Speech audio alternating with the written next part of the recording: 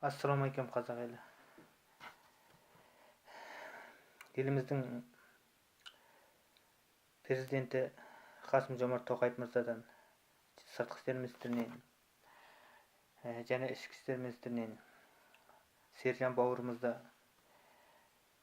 үй қамақтан үйіне қайтаруын талап етемін. Сержанның ешқандай кінәсі жоқ. Ол Қытайда жазықсыз жапа шегіп жатқан 3 миллион қазаққа арша түскен әлемге әйгілі ұлт батыры.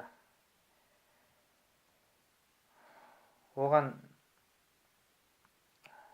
жала жауылып жазықсыз үй қамақта отыр.